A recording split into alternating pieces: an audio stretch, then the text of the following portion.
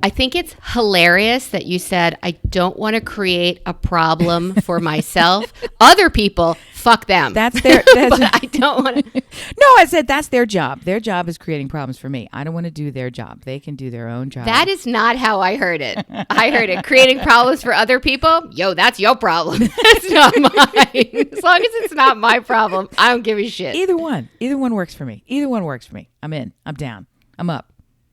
I'm down. I have a whole down-up thing that's really irritating to me. And it's because of you. You put that thing on the board, things you can't live down. And then I got into this whole ear hole about what live down, because living it up is very different than living it down. And they're not opposites of each other. So English is a fucking K-hole of dickwad. All right, do the thing. Tell us what we're going to hear. You're going to hear that also. Okay. Off to college, elected from behind bars, and imposter syndrome. All this and more on today's Brilliant Observations. Do, do, do, do, do.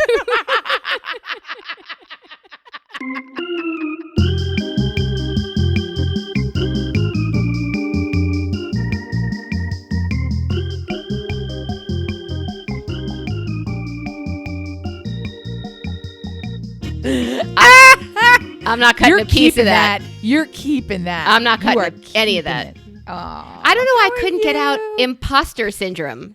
Oh, maybe that's a imposter some kind syndrome. Of yes.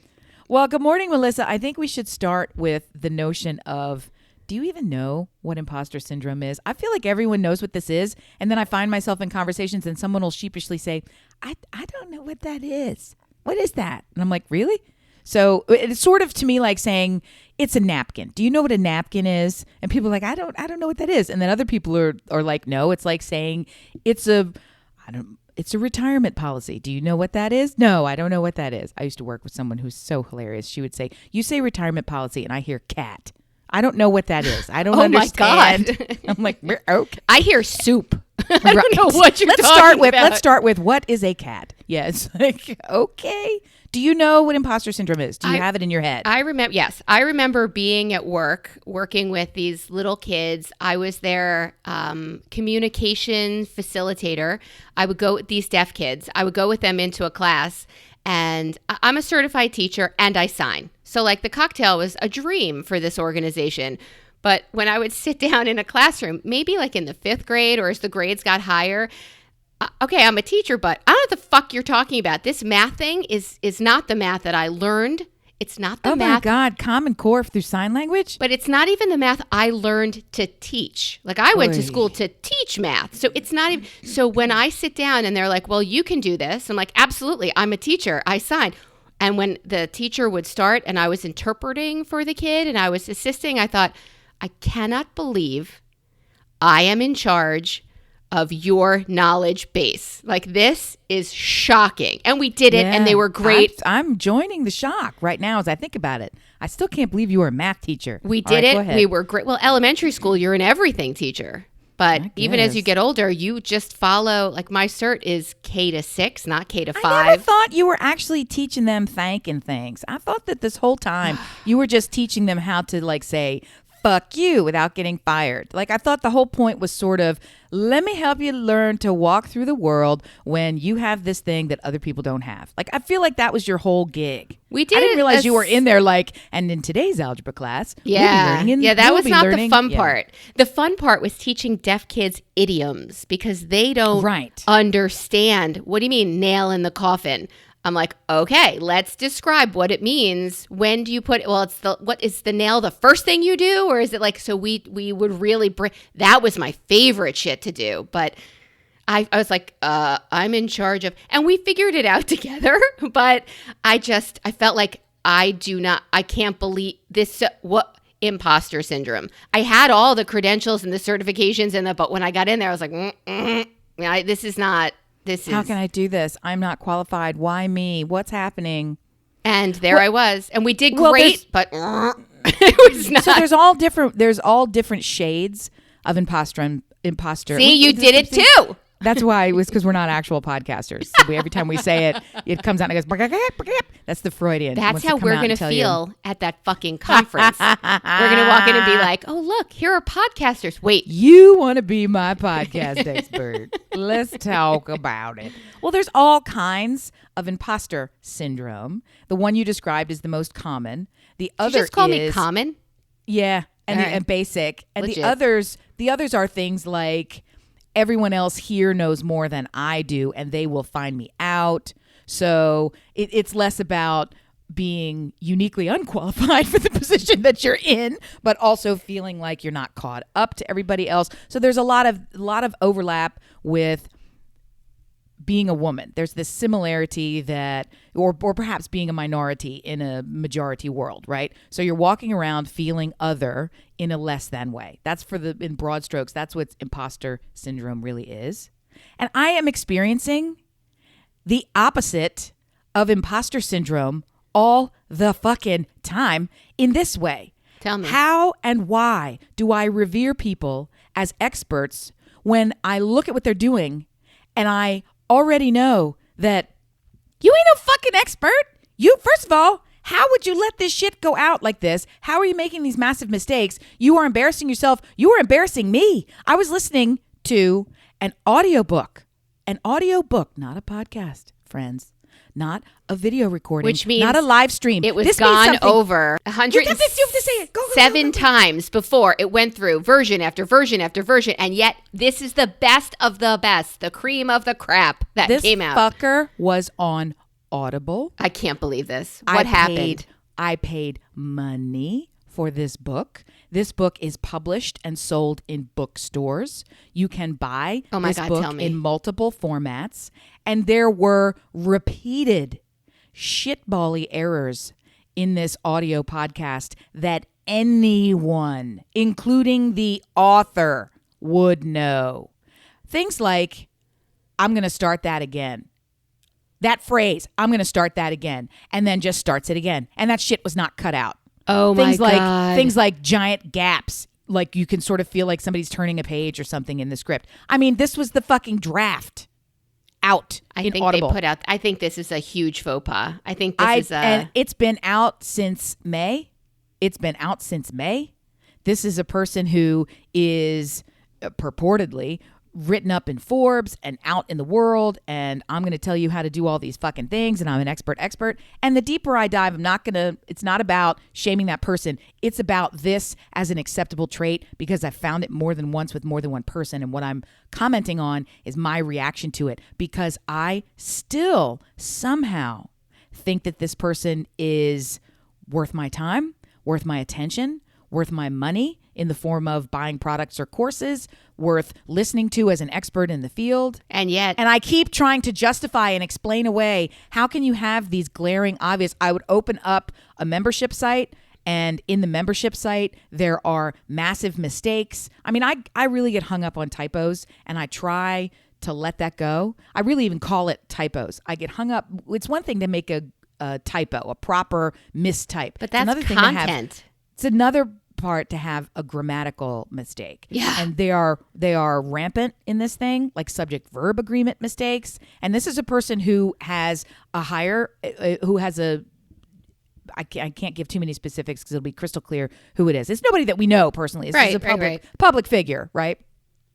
And she is great in a vast many ways. So I'm hanging on to this idea. And the last part that I should say as I qualify this, her MO, her point of excellence is not to say to you, I am a grammatic wizard.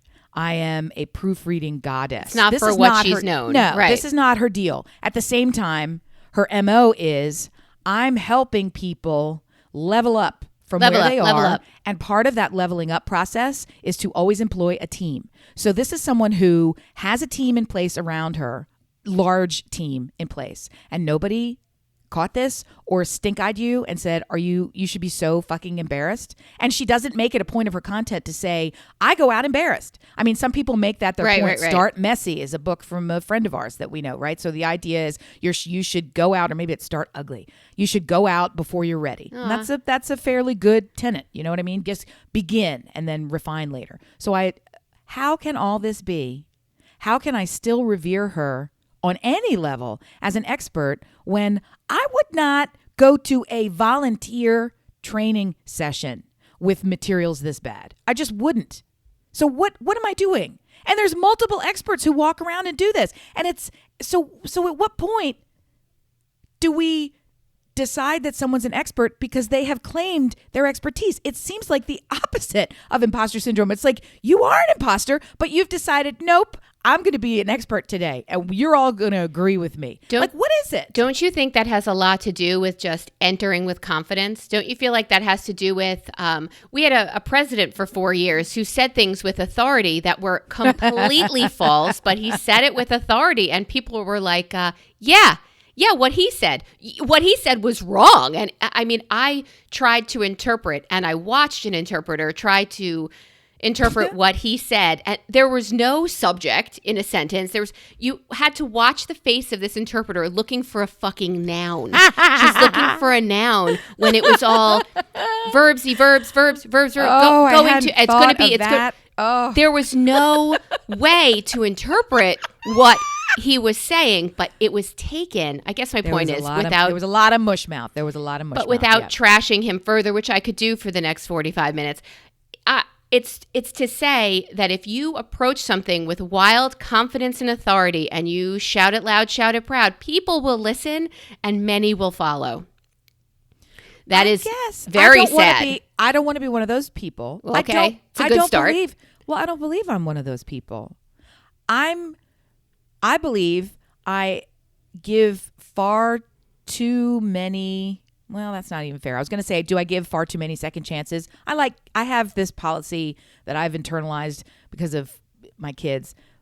I call it infinity second chances. You always get a second chance with me, right? There's never a point when one of my kids sort of is a very literal thinker, and he didn't really kind of get the concept of unconditional love. He just sort of didn't get it, even though it was evidence to him every day, even though we lived it every day. He sort of had a hard time getting his head around it. So what I would say to him straight up, there is never a chance when you don't get another chance. Like there's no bottom to this. Like I had to sort of put it in language. Right. And then he was like, oh, okay, I get that. So, and that was sort of helpful. And it's sort of irritating because I always have to give him fucking second chances now when he don't deserve it. But anyway, so this notion of infinity second chances is like, okay, I'll give you a pass. I'll give you a pass on that. You don't because need your to whole empire's not built on what you're doing. This glaring error that you've done, which really should make you embarrassed as a professional in any stripe. Do you think it does? I'm gonna let it go. And I don't think it's about confidence. I mean, is it she knows that she has this shit out there? And I think if she knew, she couldn't fucking be bothered. I just feel like that's what it is. It's like, well, whatever. That's already out there. I just don't get. I'm putting that opinion out there. You're making a face like that's more reason for me to have less faith in the shit she's slinging. Like I watch TV shows where the grammar is bad, right? And I'm a stickler for grammar, and it's because of the systematic abuse I faced from my mother for 18 years.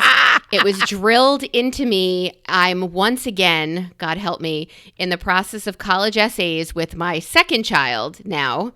And grammar is really important. It's really important because that's how people judge you. However, I do have to throw in that there are words in the dictionary that aren't words, but they've been used so often incorrectly that the dictionary said, well, if you're going to fucking say it. We adopt them. Yes. That doesn't make them right. It doesn't make them grammatically correct. It makes them acceptable to the least common denominator. And that is not what I'm trying to raise or be.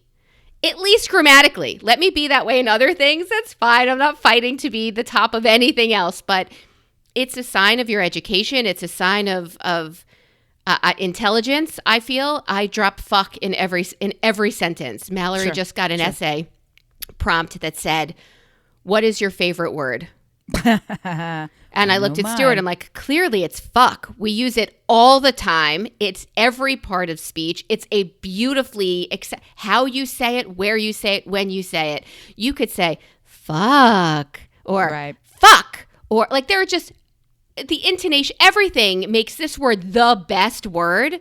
She cannot write that for a college essay. I totally would have written it. That'd be perfect. And she'd get in. Well, she has other ideas and I had other ideas and we bounced them around back and forth. As long as they're her ideas. Yes, perfect. She's got no problems. So she's gonna do that. But I mean, if I would love the job of reading college essays. And boy, I'll tell you, that's how I would decide who is coming. Those poor kids. If you ended every sentence with a preposition. Those if you ended, kids. It's crazy. Like that is not.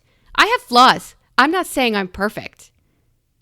But I'm the one grading the essays today, so. I just thought I'd take a moment there. I'm not saying I'm perfect.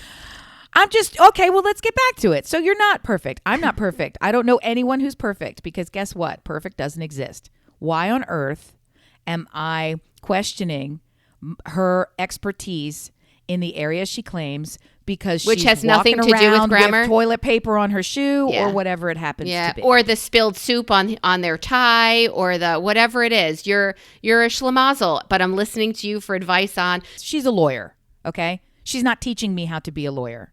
She was trained, educated as a practicing lawyer. She did contract law. She's no longer doing it. She's doing completely other things, right? Absolutely other things. If you were a lawyer or a law clerk and turned in work this sloppy, you would not be a lawyer. So in my estimation, this is part and parcel of who you are and the level of detail that you're willing to do. That's baked into my irritation over this. If this woman was a chef and I was talking about the exact same issue with a chef, I probably would give her a huge pass. Right. Okay. So that has to be in there. I'm not one of these grammar police people where it has to be.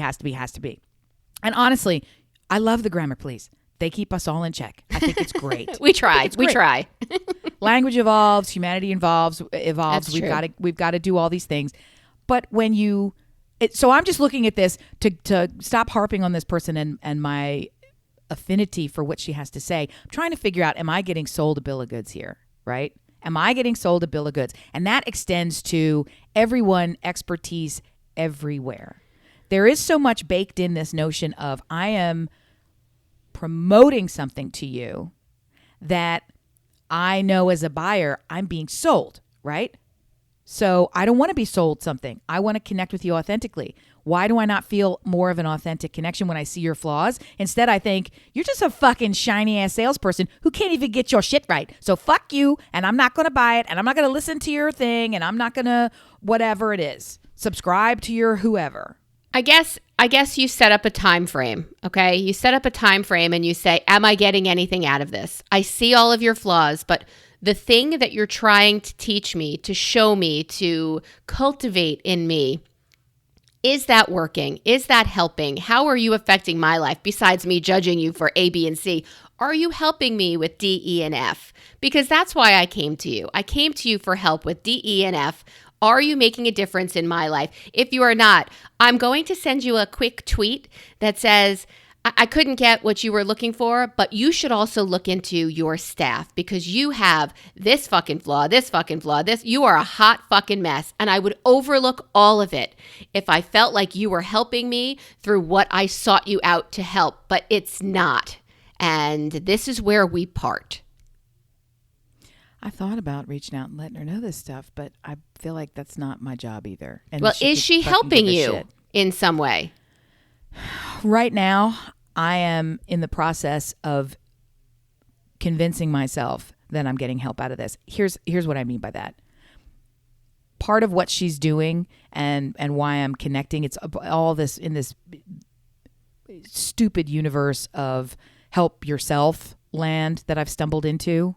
A lot of it is so obviously, I am here to stimulate you doing the work that you won't do on your own, right? That's what self-help is. They don't put that on the headline. That's just the truth of it. Yep. That's just the truth of it. So going to a gym and having a personal trainer, the personal trainer has zero investment in you getting better, right? But them being there, you're paying that person to stand there and require you to be there. You're paying that person to watch you figure out how to push yourself. So the physical trainer could be a poster on a wall at a certain point because you are doing 100% of the work. They're just a living pulse of a person who is inspiring and encouraging you before the poster on the wall would do. So I get on some level that everything that she is purporting to do, or, you know, here's the steps and here's the trajectory that you should take and blah, blah, blah, blah, blah. That's all me doing it. So I sort of get irritated that I've even bought into any of this at all, because it's like, I just want to take the book and throw it out the window. It's like, yeah, okay, if I'm fucking doing it, what are you for? What are you good for? What are you fucking doing? And I'm sure that the psychiatrists and the social workers and all these people out there are probably laughing and screaming.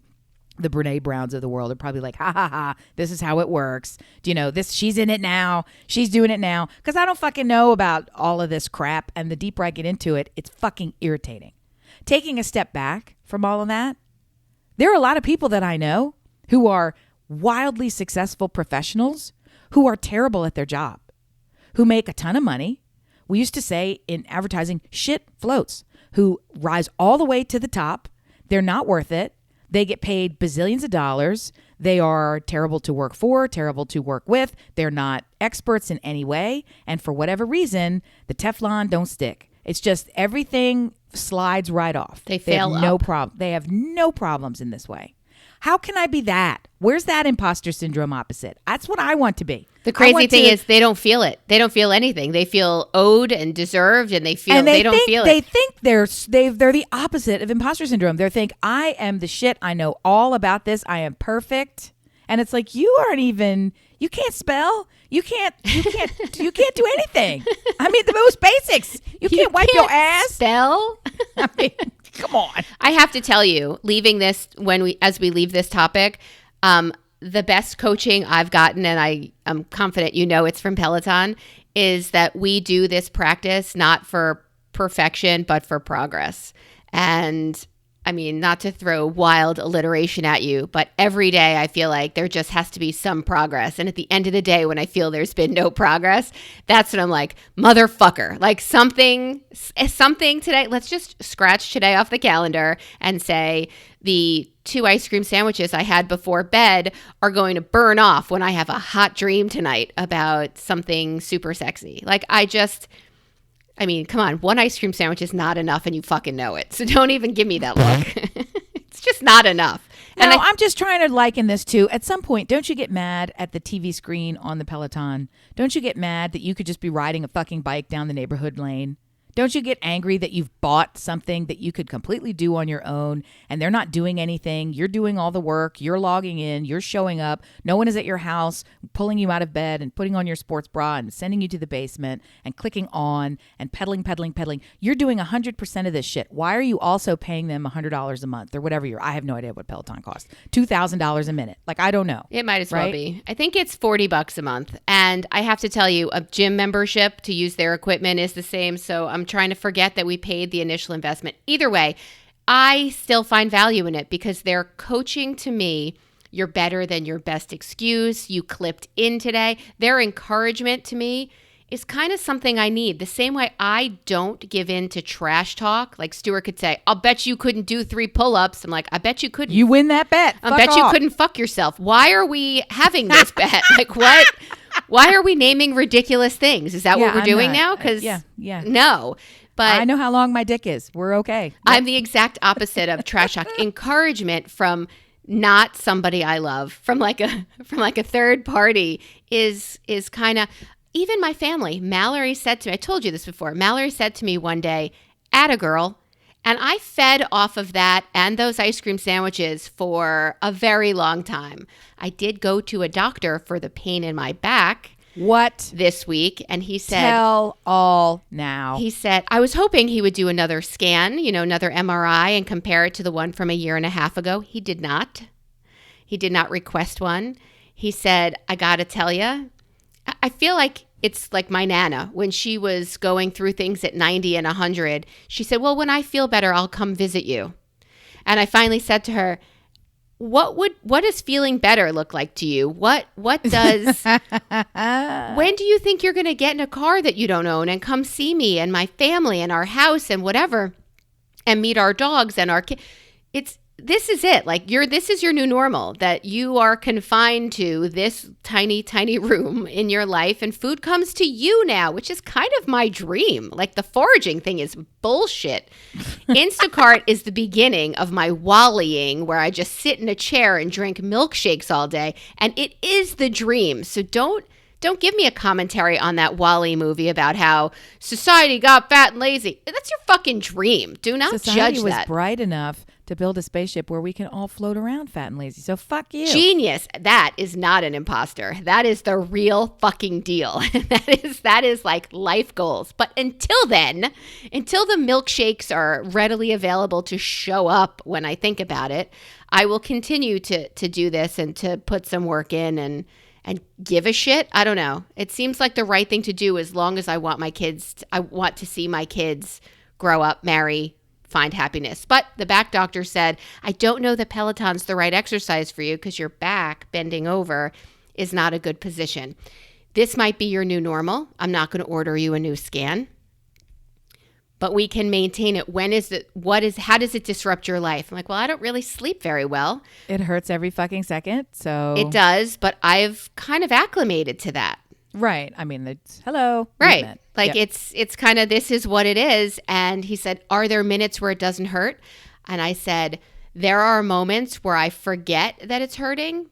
And then if I were to think about it for a second, not move or do anything else. Oh, wait, there it is. But I get wrapped up in things. So as long as I can, I will. But he said, I said, sleeping eludes me at times because if I roll over, like it's positions. So he said, let's try to get you to sleep better. And I said, yes, please. So he offered me a pill for nighttime, which is a nerve pill. It's not like a joy pill, like something I can get wildly addicted to, unfortunately. And he said, well, medical marijuana can't be ruled out. Oh my God. You found the perfect doctor. I think I did. Let's get you to sleep better. Even the phrase is kind of sexy. Yeah. I think it's a good time. Yeah. I think it's nice. Is he hot? What's going on? No. All right. So, no. Oh. I know. It's all right. Sorry. I'd still do him if he gave me a card. Don't get me wrong. There you go. Just kidding, Stu. Just kidding. Well, not to get off the sexy weed talk, I have discovered I'm still having massive, massive pain and my neck and back have flared up again in the way that I have nerve pain that causes my arms to go numb, which is really scary, but it's been evaluated so many times. It's really just the positioning of things. I have multiple reasons why this is, and we're just going to move on from that. What I've discovered is sleeping, it's awful, without a pillow really helps me. Flat on my back. I don't like to sleep on my back. I don't either. I like to sleep on my side or on my tums. Yes. Right? Yes. Force yourself to try this once, or just try for a nap. Try to sleep on your back, on your bed, with no pillow, and alternately, no pillow behind your neck, no pillow under your head. Put a pillow underneath your knees. So your knees and legs are elevated. Your entire back is sort of flat and aligned, and your neck is flat and aligned on the bed. And try that. And I do it. It's awful because you're like, this is not a normal way to sleep. And fuck you. And I need to be on my stomach right now. Like, it's just not any good. But I don't know. I'm trying to. The more that I move my body physically and get things in shape, the more all these creepy, ouchy, that's going to break right now. Oh, I thought you were going to tell me it was getting ping, pop, better. Pop, pop, pop. It's the cascade effect where when one thing clicks back into place and starts to tighten up and do better, all the rest of them are like flapping around. And then that day, it's just not good. It's like trying to adjust all of the lines, all the ropes on a ship. Right? You pull one and then 16 more go slack. So it's like you got to go zit, zit. Oh, here's a better example. When you're tying up those Converse sneakers that have all those fucking laces and you got to go zit, zit, zit, zit, zit, because you can try to tighten it from the bottom and then you got to go ding, ding, ding, ding, ding, ding, ding, ding. I was thinking of your bra when you were telling me about it. Like you got to ratchet this side, you got to pull that side, you got to get yourself in. The worst is you feel like you're going to dislocate your fucking shoulder trying to get out of it. And then you're choking to death on the thing. It tries to strangle you around the neck and then your tits are up by your face. It's awful. I have an adjustable bed. So I sleep with my legs elevated a little. I have 2 small pillows, one on each side of me around my waisty back. And yesterday in the mail came another, a little bit flatter, but body pillow. Oh, okay. All right. My okay. bed's not big enough for all these fucking supported. pillows. Well, Stuart can sleep somewhere else. He might have to. He might have to. Try sort of watching TV. Try laying flat on the floor. Just put your neck flat on the floor. I think what you might benefit from is the illusion of traction. There's all kinds of ways you can get traction at home too. But I saw take that a towel, device you loop it around a thing. that you put on the doorknob. Yeah, you could just do it with a towel. You don't need all that business. Towel is fine, and there's lots of ways to do it too. It truly does help a lot. I'll try anything. I would think nothing is going to help you more than what you're already doing with your inversion therapy. Yeah, because that's great traction. That's gravity based traction. It's perfect. I even started holding a weight while in that in that position upside down. I picked up like an 8-pound weight to just pull me a little further, because once you're upside down, you can't do anything, right? I do sit-ups on there a little bit, and then doctor didn't like that either, by the way. No, that's putting all of the pressure and stress directly on your back. Yeah, if your core's not there. Yeah, it is. If your core's not doing it. Yeah. And you've already told me you don't have a core. I don't have a core. So I am gelatinous at the middle. Hey, we're talking about doctors, and dear listener, if you did not think this was "Ow, I'm old" podcast, it is, and sorry. If you would like to share with us your interesting stories of aging or taking care of someone who's aging, please write us at brilliantobservations@gmail.com and let us know what's going on in your lives and how your new normal might be ouchies left and right.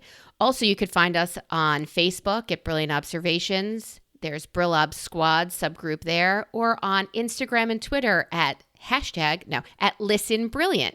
Find us there. I married a doctor. Let's start there. Hey-o. He will take care of any emergency that happens. What I should have married is a veterinarian.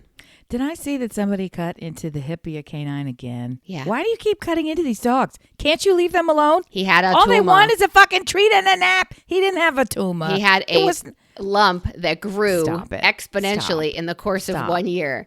Stop it. And it was still wiggly, like it wasn't attached to something inside. So she said, fluid-filled and malleable, my favorite. Here's an opportunity to take it out before it does attach to something and before it gets ugly. And he was walking a little funny because it was on his hip, and that's, a functional part of your body. So the doctor the other day told me. And so we took it out. And he has a massive scar on his... It's super big, guys. And it's gross. Very big. And it's full length of your thumb-sized scar. And it's gross. They shaved a little constellation of bare-ass, weirdy sheepskin all around. So his hump ass is like this weird circle of sadness with a giant red, black, super staple stitched up bullshit in the middle. And green And he looks at you, and she keeps taking fucking pictures. And he looks at you in the picture like, yeah, my life fucking sucks. That's the whole picture that he's taking. He is sheepy because he's a poodle, and he does have that sheepy hair. It's just, it's the saddest thing, but he wants to lick it so fucking badly. So now it's like bleeding also. It's so gross. Great. We have to watch him like prisoners. Like he's just it's the saddest thing, and it's super gross. But I have to tell you, the bill had a comma. If I married a vet, I feel like we would be getting more perks. And Stuart said, what would you have done? Gone to like vet schools and hung out? I'm like, yeah, there are bars those students go to. If I knew then. If he really thinks that we have a challenge in trying to figure out how to marry a veterinarian, it's not hard. It's not hard. There's a whole course on it. I already took it. There's tons of typos. Okay. There's tons of typos. Don't read the audiobook either. It'll make you fucking crazy. Oh my God. I still can't get over that. Here's what we need instruction: how to marry a veterinarian. That's what he got out of that. For the love of Lord in heaven, stop it. They also asked him, because he did the drop off, do you want pathology? Would you like to stay in our luxury suite? It's called the Would you like to Suite. wait? Yes, it's called the Brilliant Suites. Yes, they're in the back wing of the... It's embarrassing how much money we spend there. And Join us at the loading dock. He said, no, I don't want to know if it's cancer. I don't even want to know what it is. Just take it out. What? What do you mean you don't want to know? He said, well, what if it is? What are we going to do? How are you a doctor? What are we going to do if it is? Are we going to cut him up? Watch him for signs of more cancer. That's what we do anyway. That's what we do anyway, he said. You don't. All right. I like blissful ignorance. No. I went to the vet. You can't be like him. Don't let him rub off on you. You got to level up. He rubs off on me all the time. You can't have these negative influences in your life like your husband.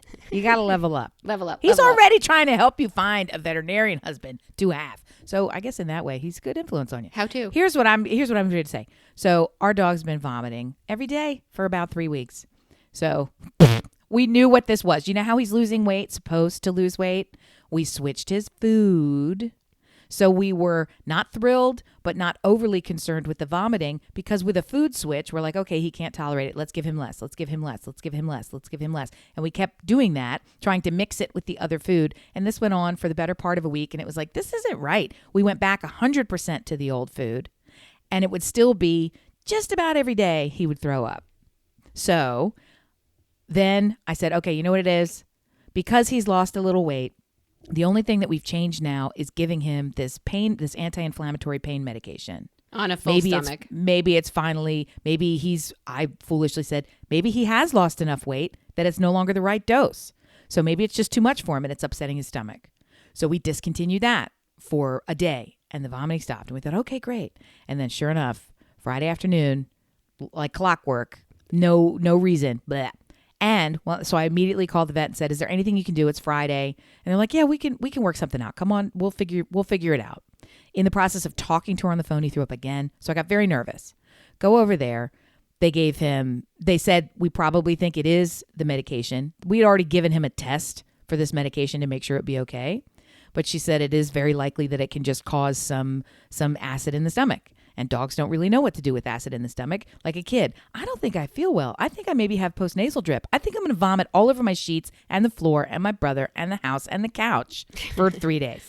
I think that's what I'm going to do, Mom. So So they gave him an injectable antacid, a pill antacid, a something, a thing, a flip around, a do, a x-rays, a slap 'em, a money bag, a zing-zang, a baga, a suzu, a woo, plus the thank you for coming in emergently today. All of that shit. And I have 3 prescription bottles now sitting on the counter because there's 2.5 more days of antacids. And then he switches to a new pain medicine, right? And all that. And he had lost 2 pounds. So fuck you, weight loss. Wait, he only lost 2 pounds? Well, So anyway, guess how much all that crazy shit was? You got to hold on to your hat. I'm not going to, because mine would have had a comma and yours is going to be like $88. No, it was $578, which is a lot of dollars and more than I wanted to pay. That is a lot of dollars. A lot of it comes from all right, you're here on emergency and we're running tests. So. Well, I don't think they charged us for it. I was just doing that for effect on this show. I think it was just the x-rays and the multiple. Honestly, all of those prescriptions, they're for the month because the new pain. So it's 30 days of a pain medication and then an injectable this and then a bucka. So, still a lot, still a fucking lot. So yeah, I think we do need to get a vet on the banging rotation. Like somehow we need to work this person in, or even part of it doesn't work to be in the friend group because I have 2 friends who are actually vets, which I didn't realize until much later. So I was thinking there's something there. You can't go to your friends. You can't go to your friends. When your friends have a fucking restaurant, you can't go in there and eat all the time. You feel like a dick. You got to just fucking pay for the food. It's their business. So I'm not going to go. So you really do have to have sex with the vet. So are you saying that people we know who call my husband for medical... free proctology exams, they're perverts. That's who they are. For medical advice and whatever. I mean, what you're saying and what I'm saying are kind of different. If you go and you take their product that they would get money for from somebody else... That's one thing. That's food that they've paid for. Service-based businesses are hard because if you are a psychiatrist, if you are a doctor, right? He's not running a fucking test, but he's got to use his medical school paid brain to answer these fucking questions. So these free diagnostic consults should not be free. And that's the same thing in... I'm a writer, I'm an advertiser in marketing. It's like, hey, can I ask you a couple of questions? And then 4 hours worth of cocktails later, we've basically mapped out your entire business strategy that I used to get paid, $60,000 for. So, gee, thanks for the drink. I mean, I get it. And I don't sit there and think dollar signs are running. I would just stop talking if I didn't want to do this. It's different when you're just shooting the shit with your close friends. Of course you want to give them the benefit of everything that you know. You want to help them. You want to help them more. How can I give you more free stuff? That's the kind of life I want. That's not what this is. This is when you're in a cocktail party at the PTA and people start saying things. Hey, let me ask you something. My, dog has a lump. Can you go in the back and get your nail clippers and maybe get started and do something? Thank you. Whatever it is, right? That's how it feels when you go to a friend's restaurant or if you had a friend who was a vet and you walked in and you would expect a discount, or they would feel obligated to try to give you a discount. That's weird. There used to be a professional courtesy concept in medicine. You would go and you wouldn't get charged for things. You would get free, whatever, samples, consults, all this stuff. That no longer exists. And I do have to say, I did see a doctor this week and they wouldn't even take our copay as a professional courtesy to my husband. Oh, good. That's nice. Which has not happened when our kids were born, I'm like, all right, let's reap the benefits of fucking something because I don't know anything about kids and I can take care of myself. I'll be fine. So what did I do after they wouldn't take our copay? Your money's no good here. Sent them Amish donuts, I'm guessing. I went to the Amish market and I got packs and packs of cinnamon buns and I brought them in and I said, that'll learn you.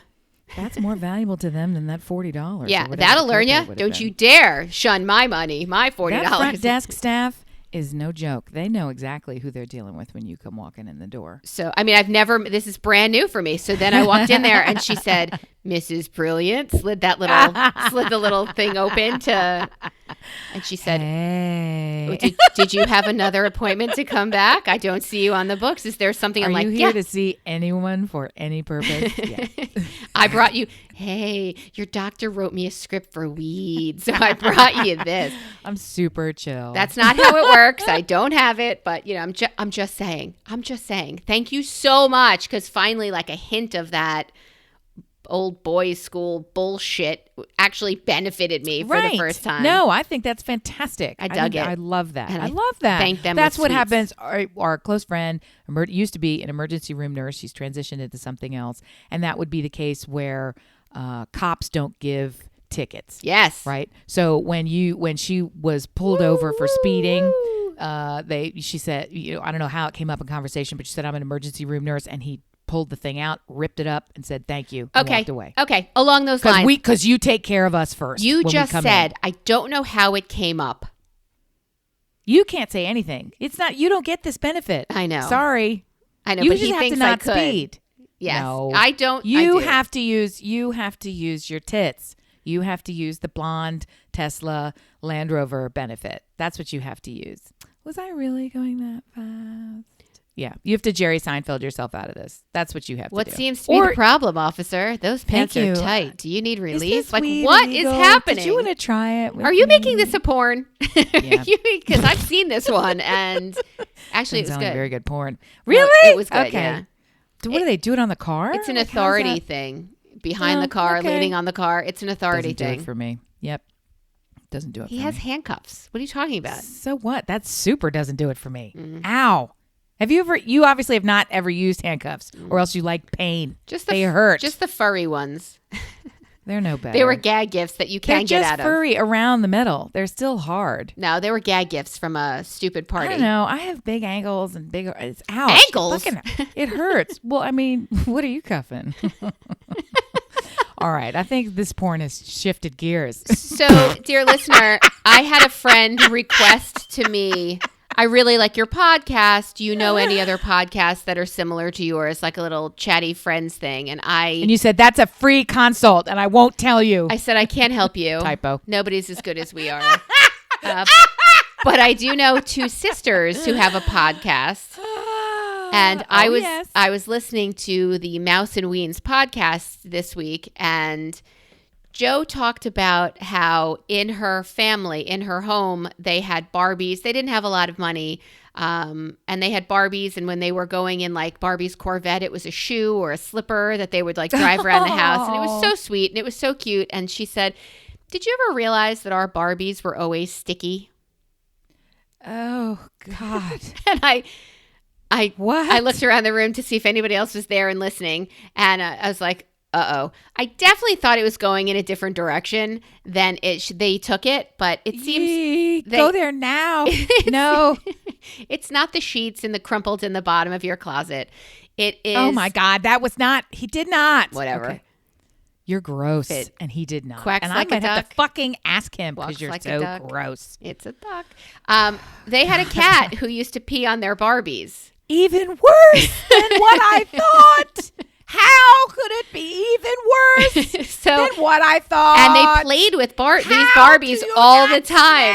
Cat piss it was on plastic. It was These the women, room. I thought they were bright. I thought they were experts.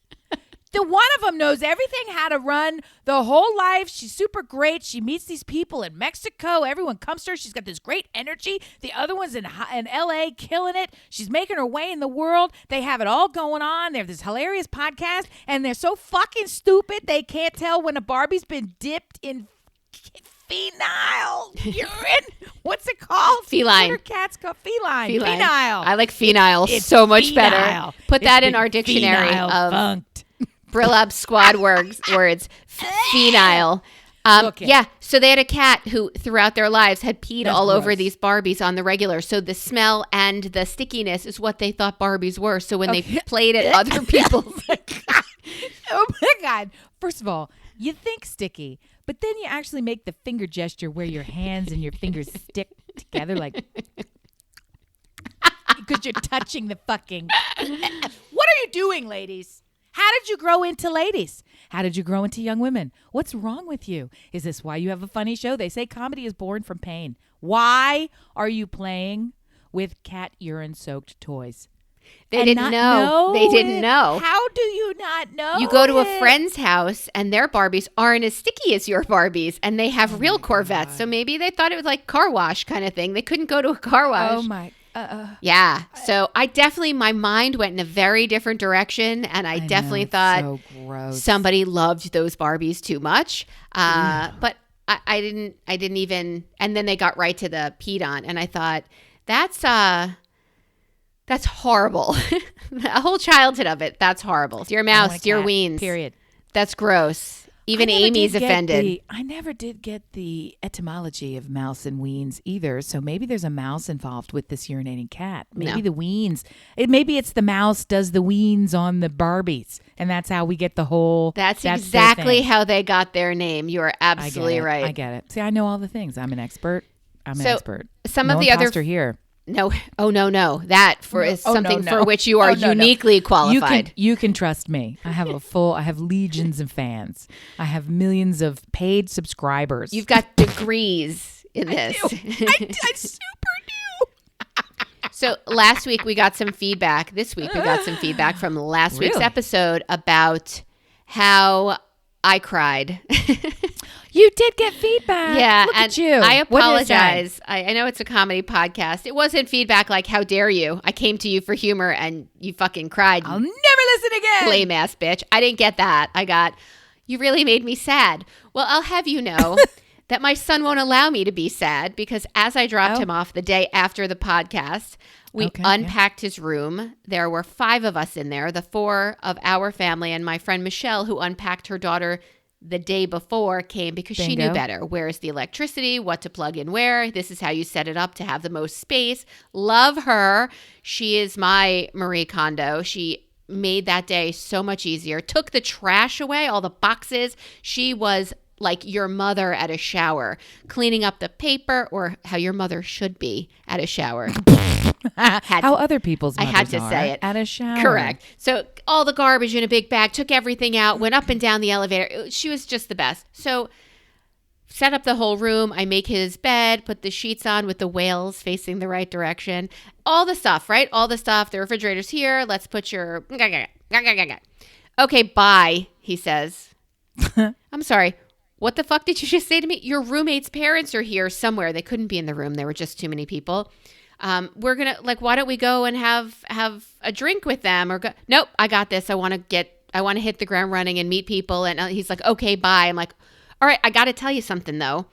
We're here till tomorrow. We drove for 5 hours to get here this morning. We unpacked you for another 2. We're 7 hours into this. We are Where the fuck do you think I'm going to go? Where are you sending me? Like, what are you talking about? So we did go and check into our hotel, give ourselves a little tits, pits, and ass shower because it was fucking 100 degrees as we're waiting in a lot. Like, it was a lot. And unpacking, and he dismissed us. We did our little moppage, and then we went back out to eat, knowing full well he could walk by at any time with kids from his floor or what. You just dismissed me. So I sat at the table and I thought, oh my God, that's it. That's all I got. The friend who unpacked her daughter the day before was having dinner with her that night and breakfast the next morning. I think that's a little overkill. Like, you do need to let them hit the ground running. You really do. Like, done. He's done with me the second that last tuck happened at the corner of his bed, or the second I opened that last package of highlighters and put it on the desk thing he had. Done with me. Done with me. I lined up his hand sanitizer. I got him the single pack ones and the ones you could attach to the backpack because I'm fucking crazy. And then, bye, Mom. It's a lot of highlighters, I'm here to say. I don't know that he's going to use a single one of those highlighters, but I love that he has decided when adulthood begins. It begins when I say who, I say when, he drew that and it's line. Fucking now. Get out and go away. So there was not, dear listener, those of you who could not handle my emotion last week, there will be none this week because I was thrown to the fucking curb is what and then we ate in Pittsburgh. I highly recommend Stacked Burger. Oh, yeah. Would you like this on top of it and this on top of it? How about a fried egg? Always a fried egg. So it was joy, and it was delicious. And if I wasn't like still reeling from the fact that my kid dismissed me, that I probably would have enjoyed it a little more. But yeah, it was great and there were beautiful weather. So he could have a real experience. And he's gone. I'm down to, and then there was one. And yes, I did mention we are back in the thick of it, doing our applications again. I need a fucking break. How old is she? Is she a senior or is she a junior? She's a senior, into the thick of it. I was going to say, I'm trying to figure out how far behind we are with the junior because he has not toured other than by proxy, having toured other locations and gone to multiple lacrosse camps where he stayed at college campuses and gone to tournaments where he's been on the college campus. Right? So yeah, so I mean he's had exposure in many, many ways, and he's been on one college tour because I forced him to go with his brother all these years ago to one that's just to, Chapel Hill, big deal. So, and I mean he liked it. He liked it better than his brother liked it. Brian, hey, what are Australian nudists? Well, they're people who live down under and don't wear anything down under. So I went finally to have a pedicure. It's been well longer than it should have been. Did you prep before you went? Did you prep the field that you just went with like your talons out and you said? No, I always go. That's their fucking job. I shave my legs, but that's their fucking job. No, if I could get down there, I wouldn't have a pedicure. I'd take care of this myself. Okay. No. It's, I went in, and the other thing is, this place, I recommend it so highly, and the past couple times, I'm starting to say, why do I recommend it so highly? Why? It's like these experts that I follow that aren't fucking experts. So I go in there. It's a very common thread in your life. Can you do, pedicure, whatever? Yeah, sure, great. So they put you in the seat, do the massage seat, fill up the bowl. The 2 seats down woman is talking to her daughter who's right next to me. And I could tell you everything about this daughter all the way down to her bra size because they were just telling it and talking it and this. And she's going to get up. But oh my God, these people and the way they talk. So I'm sitting there trying to tune everybody out and trying not to have the water overflow and letting and I don't ever want to talk to anybody when I'm in there. I make it as clear as I can politely. And so they've gotten that. Hello, how are you? And I always the one word answer, yep. And I keep going back to my phone. Yep. So she's like, oh, and look, it's little girl who likes to talk. So my pedicurist is talking to the little girl now. And I'm like, can't you just not talk? Like, what's that? So I'm here to relax and have you make nice. Someone new comes in. She sits down. She wants to start talking to me. I like your glasses. I like that yellow. I like your toes. I like it. Who are you? And talkie. How you got any kids? You got this? You got you? It's like, are we on a fucking date? Why is everybody okay? I don't want to approach you anymore. So she starts talking, and then got to the point in the conversation where she realizes it's my turn. So she just talks. So I'm not even doing anything. She's telling me the whole deal. Single mom, dropping the kids off, going to college, helped a friend. I was helping her move, this and this. When my daughter went here, all around it. And I'm just sort of bobbing along and listening. And okay, when is this going to stop? And then she says, because when I sent my daughter her big trip after college, I sent her to Australia to live with her uncle for a month. Just to go and do it. And it was really weird because they're nudists. And so they were nudists in the house. And I'm like, I'm back in the conversation. I'm all in. I'm with you. I said, I'm sorry, what? You sent your 18-year-old to meet her uncle and live with him for the first time for a month with no pants on? With his cock out? In his house? You sent her to rock out with his cock out? Hi, uncle. Which do I shake? Your hand or your dangling open penis? I could not. So on and on. They own a yoga studio and they're nudists in Australia. And I'm thinking, that is not a combination I want to see. Start from the nope. And so we get all the way to the beginning. So the girl goes down and she's like, but she, she's 18. She can make it happen. I'm like, I don't know what. She said the worst is the wife would not.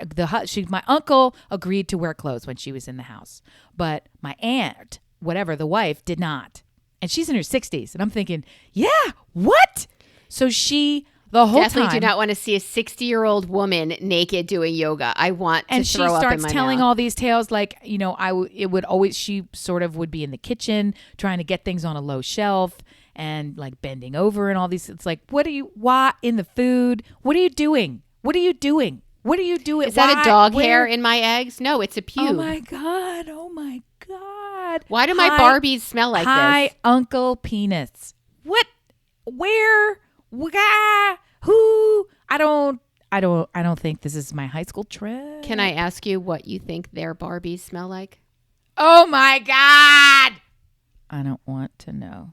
Kiwi? They're gross. That's fucking gross. I think bodies are beautiful. I think nudity is great. And I think the kitchen, you should have your clothes on. I also feel like you maybe don't want to invite your nieces and nephews over when you're having a big old naked party. Like the whole thing it's not a party. Am I missing? It's how they live. I mean, that's just every day for them. And I think there had to have been a better place in Australia to send your kid. I don't know that saving that month's worth of rent is really worth what she's going to need therapy to fix after that month staying with them.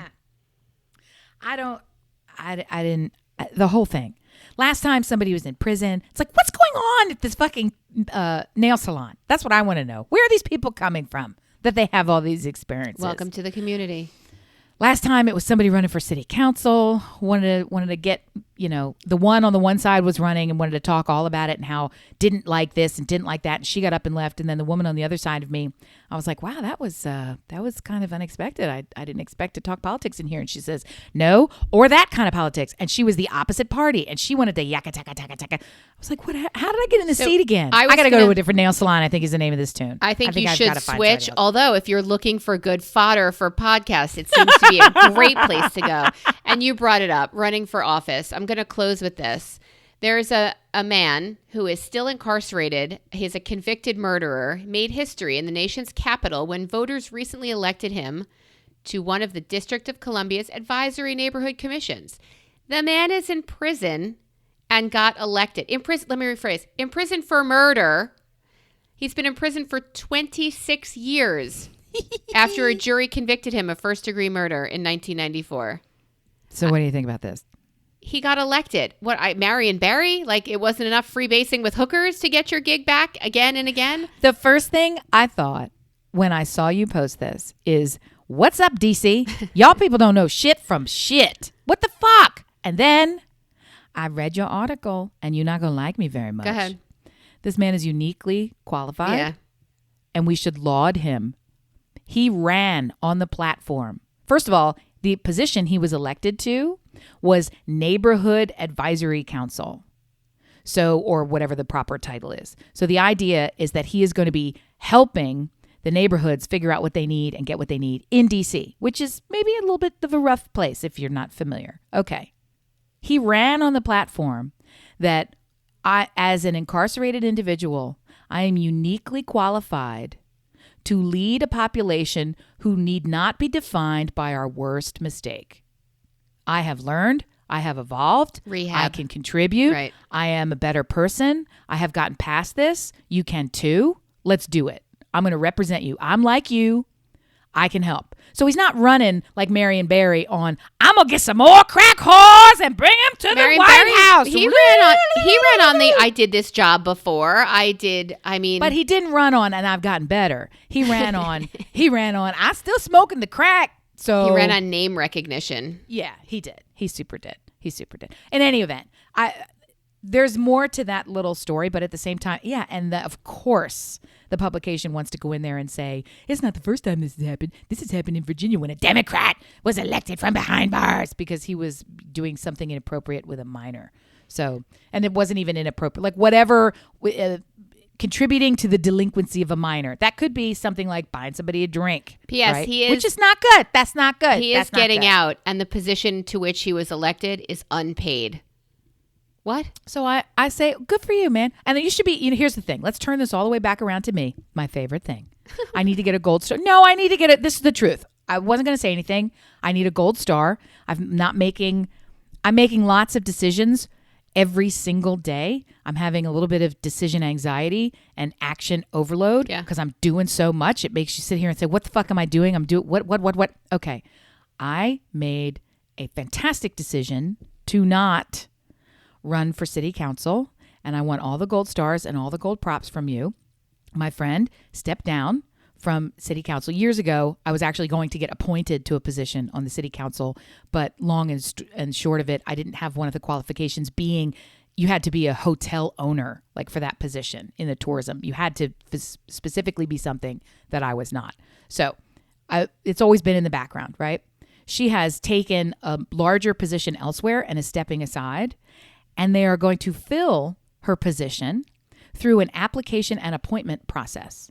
So rather than running for city council, all I needed to do was send in my resume, say, I wanna, and in 18 days, they were going to read all those applications and then pick some fucking body. And I didn't do it. And you should be very excited that I didn't do it, because why the fuck would I do this? I can't do another stupid fucking thing that pulls me away from what are you even fucking doing? So I'm so glad. And you should say, what the fuck am I doing? Have I done anything that I said I wanted to do? No.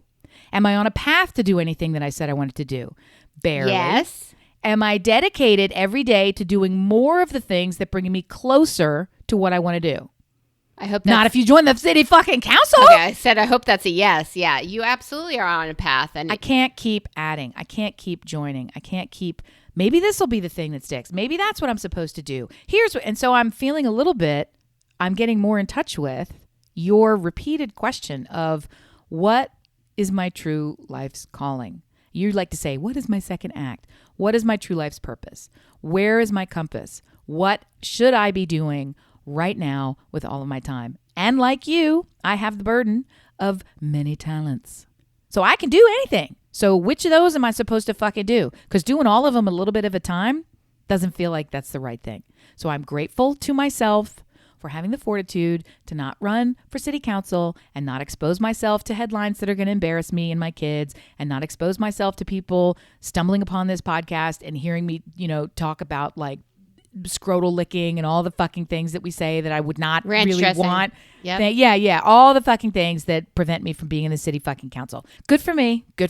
I'm not doing another thing. Gold star. I'm not doing another thing. Gold star.